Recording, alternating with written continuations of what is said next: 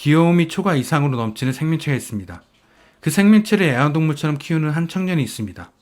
하지만 그 생명체를 키우기 위해선 세 가지 사항을 지켜야 합니다. 청년은 그 세 가지를 다 어긴 것 같습니다. 귀여운 모습은 어디로 왔는지 귀요미였던 생명체는 초록색 괴물로 변해 있습니다. 그리고 청년이 살고 있는 동네를 공격합니다. 과연 청년과 이 알 수 없는 생명체에게 무슨 일이 벌어진 걸까요?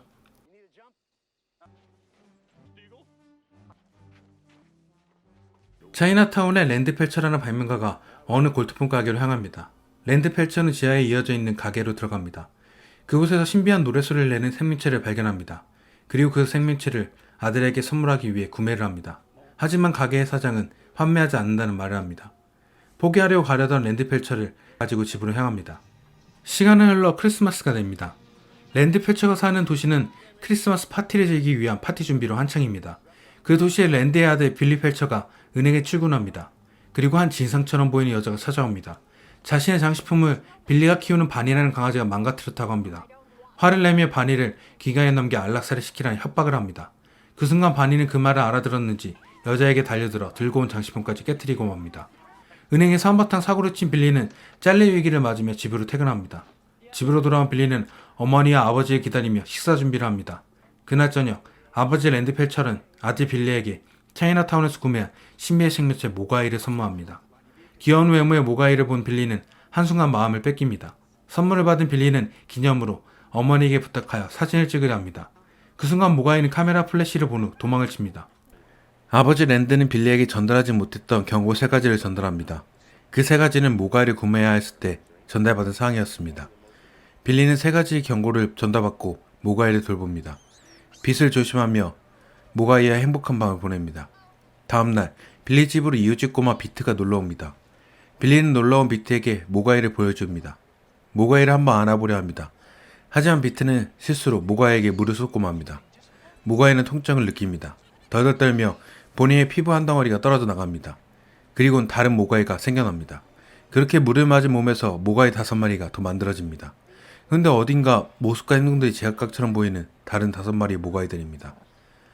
물에 젖어서 많아진 모가이들을 아버지에게 보여주는 빌리입니다. 그날 밤 모가이들이 빌리의 애완견 바니를 트리처럼 전구 전선줄에 감아 놓았습니다. 그 모습을 본 빌리는 바니를 구해줍니다.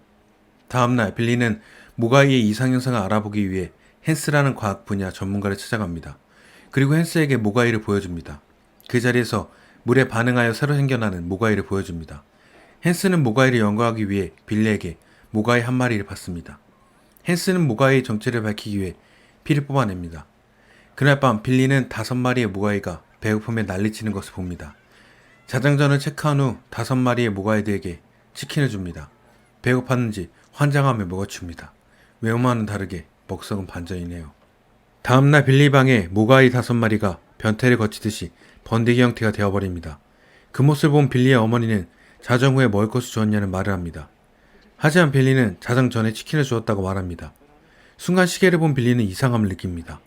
빌리의 시계는 자정 전에 멈춰져 전선이 끊긴 채 고장나 있습니다. 자정 후 모가이에게 먹을 것을 준 듯한 빌리입니다. 이 현상을 본 빌리는 헨스에게 도움을 요청합니다. 그런데 뭔가 빌리 집 상태가 이상해져 갑니다. 전기 제품들이 이유 없이 말썽을 부립니다. 번데기가 되었습니다. 헨스 연구소의 번데기와 빌리 집 번데기의 모가이들이 깨어납니다. 진화를 거친 듯한 모가이는 어딘가 좀 다른 모습입니다. 헨스는 번데기에서 깨어난 모가이에게 먹이로 유인을 하지만 새롭게 변한 모가이에게 살해당하고 맙니다. 빌리는 모가이가 번데기에서 깨어났다는 소식을 듣습니다. 그리고 헨스의 연구소를 향합니다. 하지만 헨스는 진화한 모가이에게 살해를 당해버렸습니다. 그 모습을 본 빌리는 번데기에서 나온 모가이를 보고는 하지만 그 전달이 채 되지 못한 채 진화를 한 모가이가 전화선을 끊어버립니다. 집에 홀로 남은 빌리의 엄마는 괴물로 변한 모가이와 마주칩니다. 그리고 치열하게 괴물이 된 모가이들과 전투를 펼칩니다. 이 정도 전투력을 가진 걸로 봐선 거의 특전사 갔다 오신 분 같으시네요. 하지만 3명을 해치우고요. 힘이 빠지셨는지 위기에 빠집니다. 위기의 순간 빌리가 집에 도착하여 진화한 모가이의 목을 날리며 어머니를 구해냅니다. 진화한 모가이는 더 이상 귀염 따윈 없는 전설의 괴물 그렘린 모습이 되어버립니다. 어머니를 이웃집에 맡겨두고 남은 그렘린을 찾아 없애려 합니다. 한 마리의 그렘린과 사투 중 그렘린이 물속에 들어가 버립니다. 상황은 심각해져 버립니다. 한 마리의 그렘린은 수천 수만 마리를 번식을 합니다. 도시의 위기를 알게 된 빌리는 경찰서를 찾아가 신고합니다. 하지만 경찰들은 빌리의 말을 믿지 않습니다.